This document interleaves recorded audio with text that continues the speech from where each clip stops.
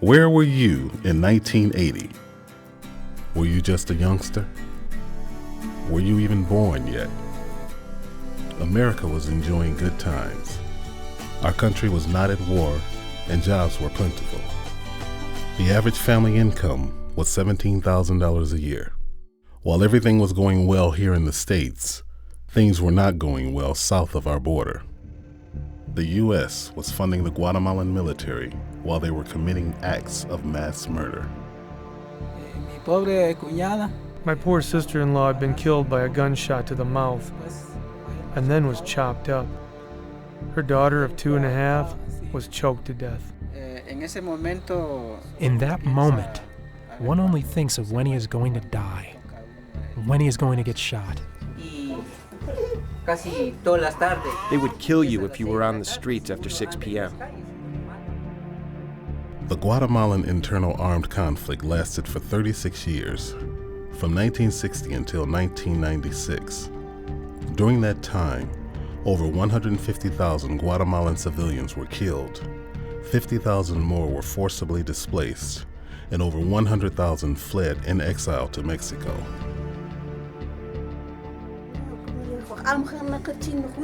At that moment, everyone ran, but when I heard the gunshot, I knew my uncle had been killed. Entire families were killed. Children, men, women, and pregnant women. A lot of them were not even buried, but eaten by the dogs and wild animals. The war took place between the army, the paramilitary troops, the guerrillas, and innocent civilians. The guerrillas formed in order to protect the people's land rights in the countryside.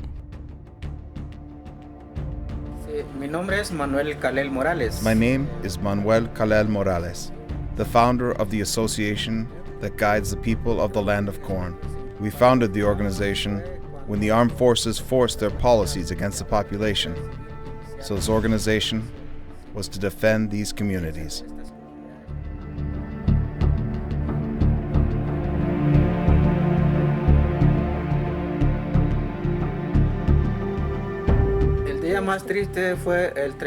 The saddest days were July 31st and the 1st and 2nd of August of the year 1982.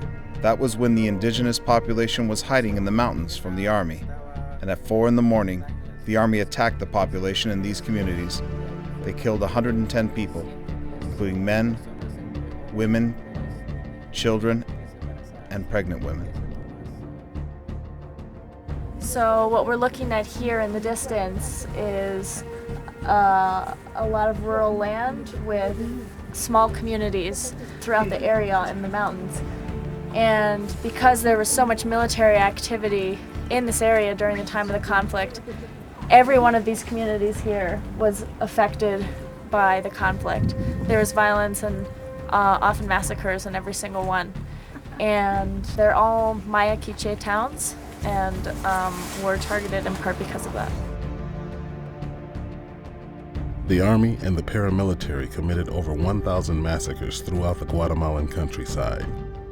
The bodies of innocent Guatemalans were thrown into burial pits.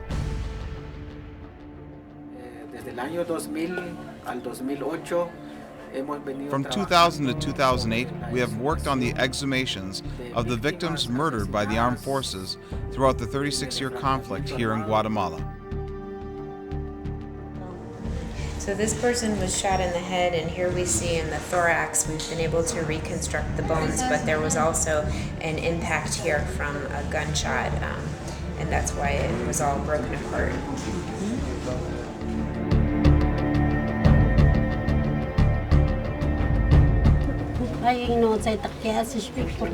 I agree with the exhumation process, because when they buried the victims, they didn't bury them how they should have been.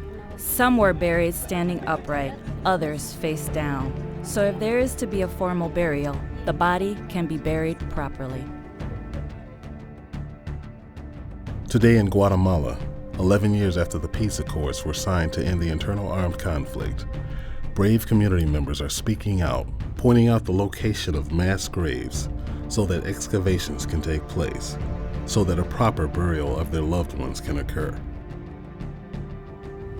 Here we're looking at the outside of a grave that was exhumed. It was the first exhumation that was done here in La Cama Segundo.